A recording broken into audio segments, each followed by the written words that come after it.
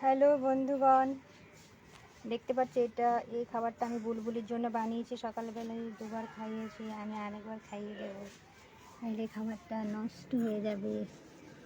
এই খাবারটা হচ্ছে কী কী দিয়ে তৈরি করেছি বলবো না, কিন্তু এই খাবারটা আমি খাওয়াবো। দেখবে কত সুন্দরভাবে খাবে, দেখতে থাকো। আমি এইভাবে খাওয়াই। হ্যাঁ করো উঠে না বুলবুলি। হাতে পারলাম না এবারে।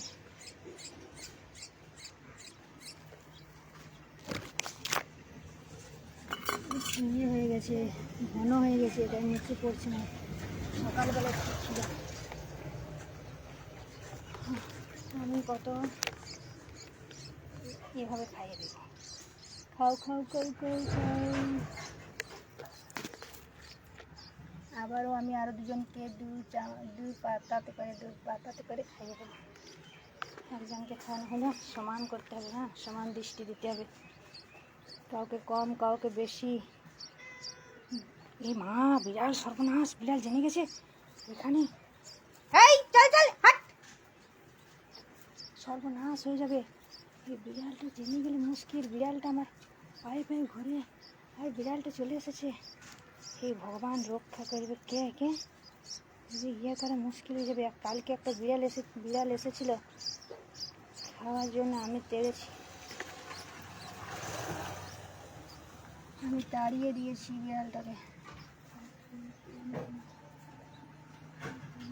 খাইয়ে দেবো, যে খাইনি এবার আমি তাকে দেবো। সমান দৃষ্টি করতে হবে, তাই না? দৃষ্টিটা সমান করা ভালো। একজনকে আরেকজনের থেকে অন্যভাবে দেখাটা কোনো সৎ ভালো মানুষের পরিচয় দেয় না।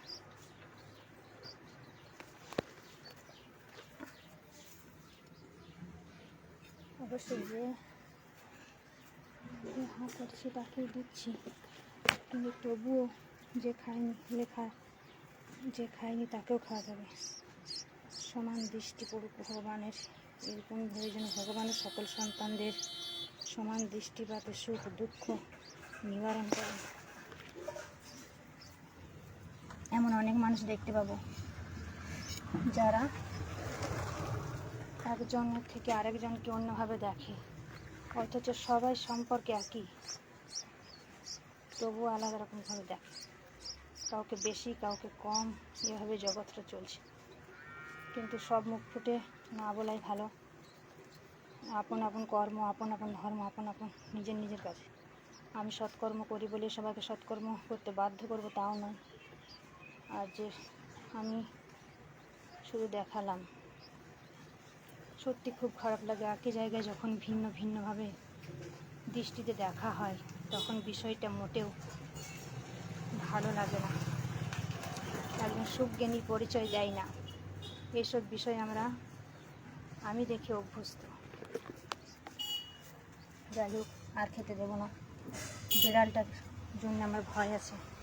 এই বিড়ালটা যদি কোনো দিন নিজের মতলব করতে চায় তাহলে মুশকিল হবে। এই হলো সেই বিড়াল মা। চল হাট। আমি তোকে ঘৃণা করে ফেলছি, এত ভালোবাসি তবু, কারণ ওইগুলো একটা নবজাত প্রাণী, পাখি। গুড বাই, লাইভ শেষ, ফিনিশ করছি।